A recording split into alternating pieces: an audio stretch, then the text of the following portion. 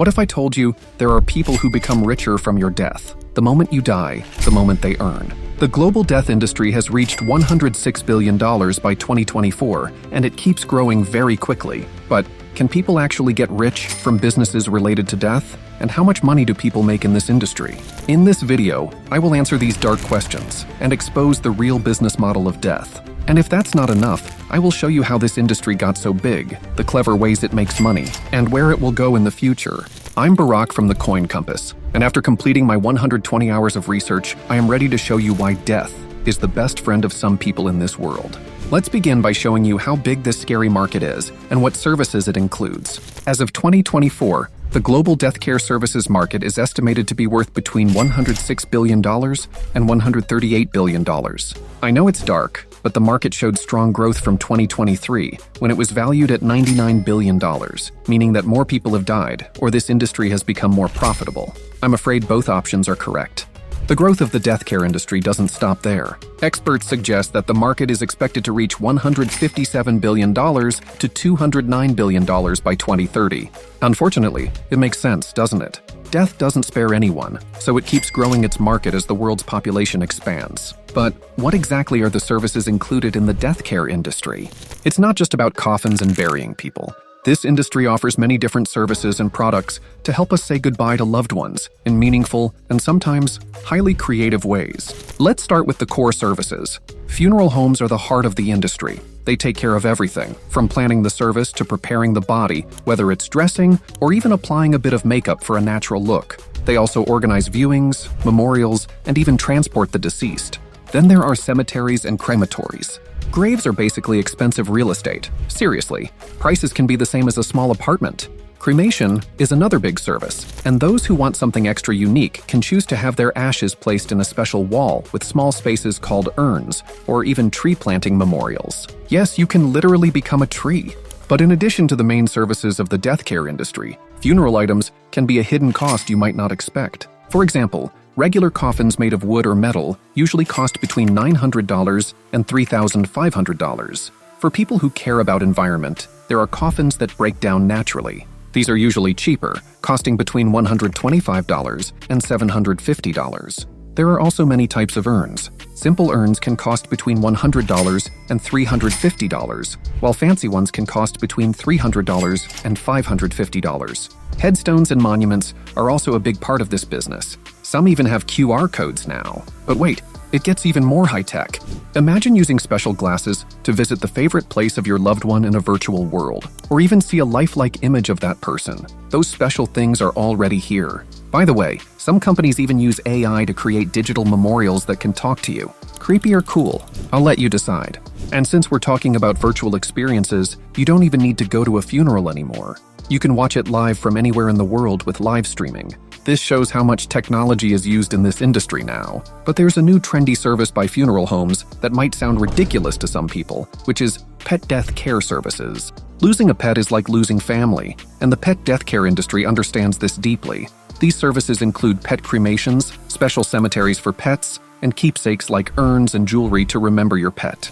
I know it sounds impossible, but there are even more services in the death care industry. For example, you can get help with legal papers and paperwork. You can also find things like memorial gifts on websites like Amazon and eBay. So as you can see, this industry has changed a lot. From traditional ways to modern technology, the death care market has evolved into a multi-billion-dollar industry. And whether it's helping us remember loved ones or providing new ways to say goodbye, it's clear that this business is about more than just death. What do you think is the most exaggerated service in the death care industry? Write in the comments your opinion. But before I reveal how much money funeral homes make, you might be wondering how much you could earn in this industry and how many people work there. Well, the answer is quite surprising. I learned from my research that you can actually make good money in this industry. Many workers earn more than the average person. The average pay for people working in this industry is $58,170 per year. Morticians and funeral directors earn about $58,020 per year. And listen to this crazy statistic, funeral home managers can earn even more, around $84,800 per year. It pays off to be friends with death, isn't it? We don't know exactly how many people work in this industry worldwide, but in the United States alone, there are about 14,500 companies with around 137,000 employees. Congratulations! At this point, you know more about the death care industry than 99% of people in this world. But now it's time to get to the juicy part and expose why funeral homes actually wait for you to die, so they can make tons of cash. Dying isn't cheap, and funeral services generate significant profit from it. Let's look at one example, the Preciado Funeral Home in California. They offer a traditional funeral with a viewing and burial for $6,415, which is usually more expensive. A normal funeral can cost around $8,300, and even more if you add a special vault for the burial. Cremation with a viewing? That'll still cost you $4,965, but usually costs around $6,280. Even for cremation without a viewing, there are still costs. You'll pay for the cremation itself, which usually costs about $368. Then there's the urn to hold the ashes, which can cost around $295, plus other services that increase the costs by hundreds of dollars, like filing of a death certificate, local transportation of the decedent, etc. And if you want to have a memorial service, that can cost an extra $550. But here's the real question: how much do funeral homes make? Funeral homes earn serious revenue. A small funeral home in a small town might earn $8,000 each month, while a big funeral home in a big city could earn as much as $60,000 each month. Large funeral companies with many locations can make an average of $2,732 in profit for each funeral they do. Funerals are not just a farewell, they're a billion-dollar business. But what about the future of this deadly expensive industry? Well, the death care industry is surely not about to die, but the exact opposite. This industry is using new ideas, making things more personal, and using technology. So, let me show you what it's going to look like in the near future. The business of death care is expected to grow very fast. It could reach $209.6 billion by the year 2030. This means it will grow by more than 6% every year. What's the reason for this fast growth? The world's population is getting older. By 2030, 1.4 billion people will be over 60 years old, and by 2050, this number will double to 2.1 billion. In the future, funerals will be more special and unique. Families want funerals that show how the person lived their life. But there's another thing that reshapes this industry, which is tech. You can now have online memorials, watch funerals live on the internet, and tombstones can have special codes that take you to online pages about the person. These new ways of remembering people are becoming more popular for a reason. Technology will continue to change how we honor our loved ones.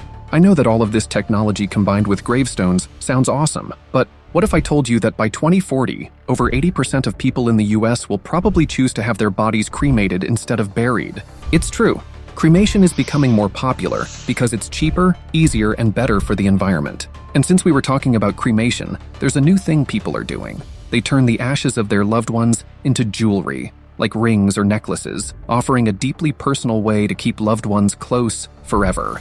Let's take a look at Cremation Solutions, a service that helps remember the people we love in a creative way.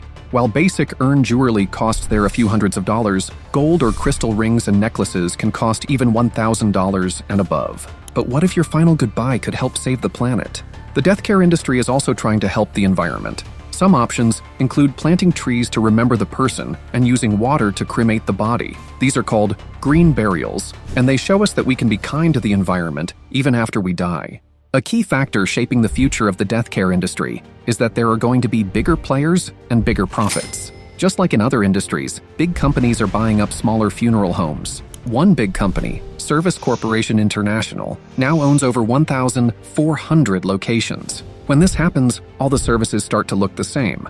Big companies have more control, making it difficult for smaller funeral homes to stay in business. But let's not forget about your pets. The demand for pet funerals is growing very fast. It's expected to increase by 11% every year until 2030. In the future, places that cremate pets and other ways to remember them might become as important as those for people. Subscribe to the Coin Compass if you like this video. And what if I told you that you can become rich from your job as an employee, even outside the death care industry? Watch this video next to find out how.